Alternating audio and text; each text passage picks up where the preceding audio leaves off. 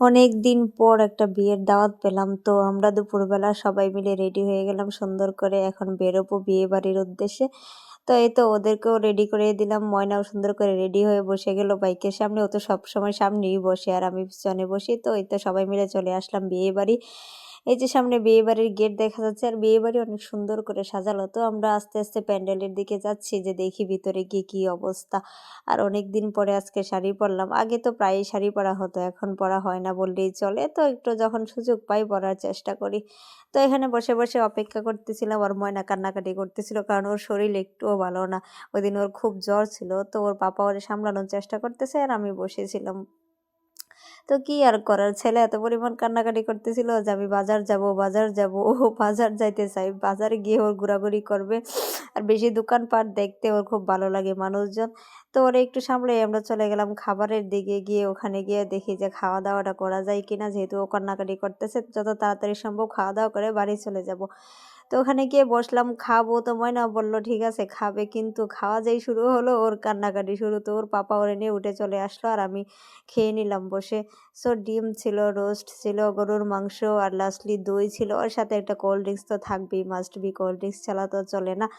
তো আমি খাওয়া দাওয়া করে নিচ্ছিলাম আর ওরা বাইরে ঘোরাঘুরি করতেছিল, যে আমি খাওয়া দাওয়া করে ওরে নিব, তারপর ওর পাপা খাবেনি। কিন্তু ওটা আর হয়নি।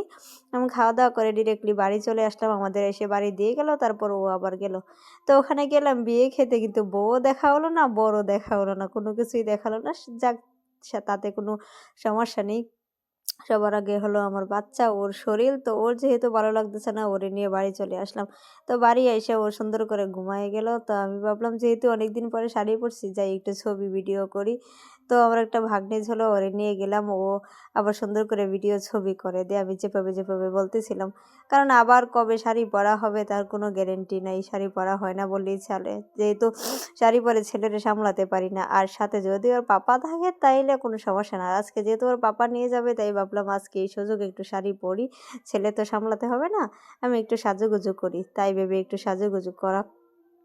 তো আমাদের বাড়ির পিছনে সামনে সুন্দর করে আমি একটু ছবি টবি তুলতেছিলাম, ভিডিও করতেছিলাম। তো বাড়ির পাশে পুকুর পাড়েও, ওখানেও ছবি ভিডিও করলে ভালোই সুন্দর লাগে। তো আমি ওখানে করে নিচ্ছিলাম, যাই একটু যেভাবে ভালো লাগে একটু সময় কাটানো।